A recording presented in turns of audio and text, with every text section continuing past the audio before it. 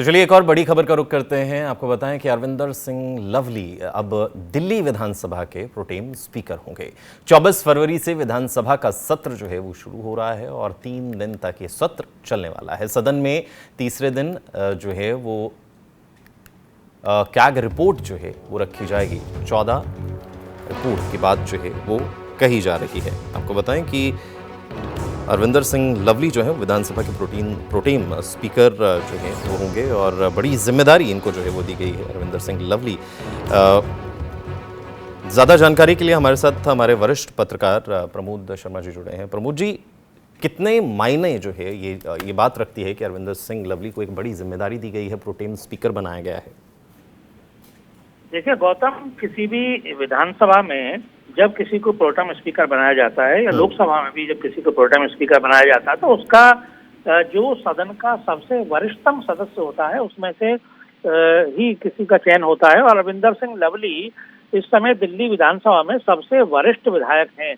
5वीं बार वो विधायक चुनकर आए हैं।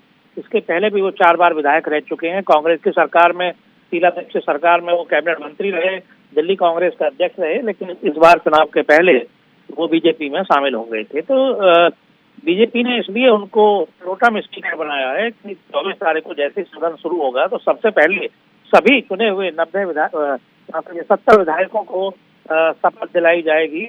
और ये शपथ दिलाने का जो काम है ये प्रोटेम स्पीकर ही करता है और उनका रोल सिर्फ शपथ दिलाने तक ही रहता है, लेकिन वरिष्ठ होने के नाते उन्हीं को प्रोटेम स्पीकर बनाया गया है। उसके बाद साथ साथ जो है उनका दूसरा जो काम रहेगा वो ये भी है कि विधानसभा का जो अध्यक्ष है और जो उपाध्यक्ष हैं उनका भी चुनाव वो कराएंगे, उन्हीं की देखरेख में चुनाव होना है। हालांकि बीजेपी की ओर से जो विजेंद्र गुप्ता हैं, उनके पूर्व नेता प्रतिपक्ष एलओपी विजेंद्र गुप्ता हैं, तो उनका नाम स्पीकर के लिए फाइनल हुआ है। साथ ही साथ मोहन सिंह बिष्ट जो बीजेपी के भी वो दूसरे वरिष्ठ विधायक हैं, उनको डिप्टी स्पीकर बनाया जा सकता है।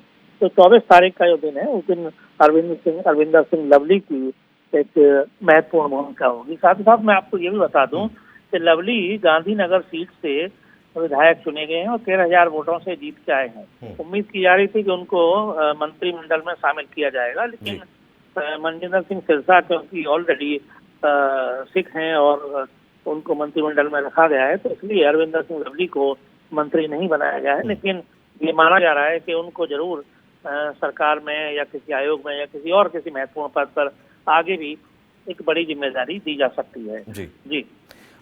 एक और बात इसमें निकल कर आ रही है कि 14 कैग की रिपोर्ट भी जो है वो पेश की जाएंगे। प्रमोद जी, कौन सी ये रिपोर्ट है, कितनी अहम ये रिपोर्ट्स हैं? देखिए, जहां तक सीएजी की रिपोर्ट जो है पेश करने का सवाल है तो नियंत्रक एवं महालेखा परीक्षक जो सीएजी होते हैं, इनकी जो रिपोर्ट है ये पेश की जानी है। कल ही मुख्यमंत्री रेखा गुप्ता ने इस बात का ऐलान किया था कि पहली जो विधानसभा की कार्रवाई होगी उसमें सीएजी की रिपोर्ट को रखा जाएगा। जो पेंडिंग है, जो आम आदमी पार्टी की सरकार के समय में बीजेपी आरोप लगाती रही कि क्योंकि भ्रष्टाचार से जुड़े मामले थे और सीएजी की रिपोर्ट पेश नहीं की गई। दरअसल सीएजी की जो रिपोर्ट है वो ये बताती है कि सरकार का पैसा सही तरीके से खर्च हुआ है या नहीं हुआ। इसमें सरकारी विभागों, योजनाओं और परियोजनाओं में खर्च की जांच होती है और अगर कहीं घोटाले या गड़बड़ी होती है तो सीएजी रिपोर्ट उसे उजागर करती है।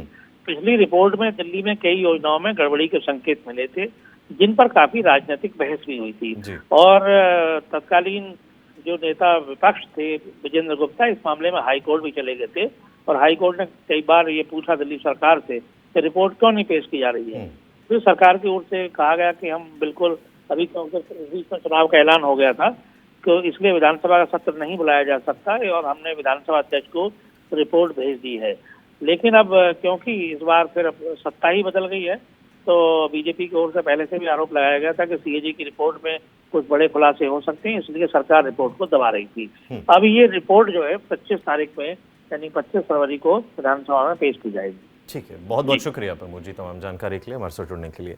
तो काफ़ी ज़्यादा जो है वो अहम ये पद जो है वो रहने वाला है, प्रोटेम स्पीकर बनाया गया है और अभी देखना ये होगा कि आखिर वो जो सीएजी की रिपोर्ट्स पेश की जा रही है उसमें क्या कुछ निकल कर सामने आता है, क्योंकि 3 दिन का जो है ये सत्र रहने वाला है। जो विधानसभा का सत्र 24 फरवरी को बुलाया जा रहा है, इस 3 दिन के सत्र में क्या कुछ होगा, ज़्यादातर जो है वो आशंकाएँ हंगामे की लगाई जा रही हैं।